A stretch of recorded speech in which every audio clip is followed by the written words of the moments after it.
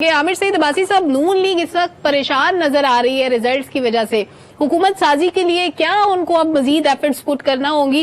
سوچا تو سب نے یہی تھا کہ لندن سے جو صاحب آئے ہیں وہ وزیر اعظم کے امیدوار ہیں، وزارت عظمیٰ کے امیدوار ہیں اور لارجسٹ پارٹی کے طور پہ نون لیگ بن کر ابھرے گی، لیکن سب کچھ الٹا ہو گیا. سلمہ، تھینک یو سو مچ، آپ نے بات کرنے کا موقع دیا.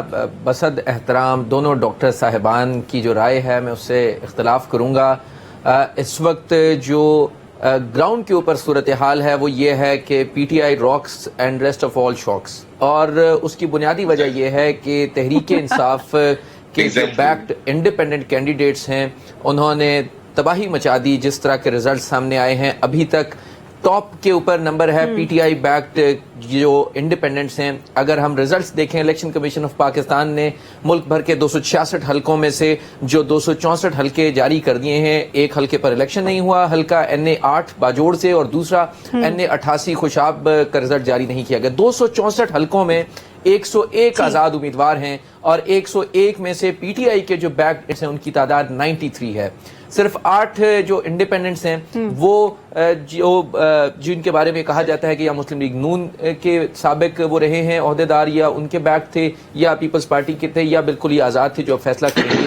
ان میں سے بھی ابھی صرف 3 نے مسلم لیگ نون جوائن کرنے کا اعلان کیا ہے.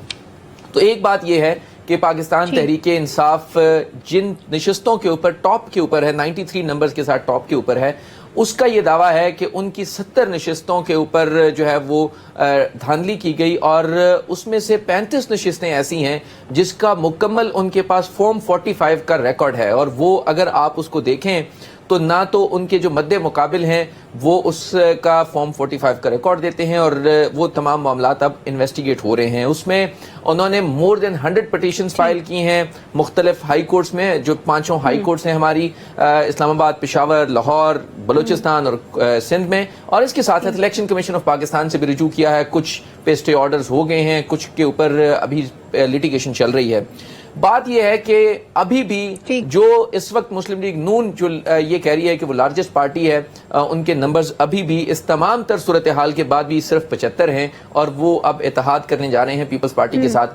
پی ٹی آئی اور پیپلز پارٹی کا اتحاد نہیں ہو سکتا، کیونکہ جو بانی پی ٹی آئی ہیں وہ جیل میں بھی تھے. ہم نے ان سے جب ایک دفعہ سوال کیا، ہم ان سے ملاقات ہوئی تو ان سے پوچھا گیا کہ آپ کا اتحاد کس سے ہو سکتا ہے، تو انہوں نے کہا کہ صرف 2 سیاسی جماعتیں ہیں.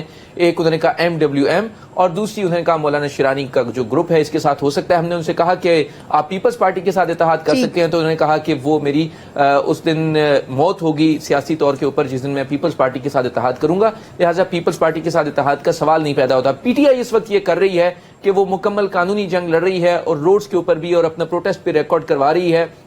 جہاں سے ان کو رسپانس مل رہا ہے وہاں پر وہ پروٹیسٹ نہیں کر رہے.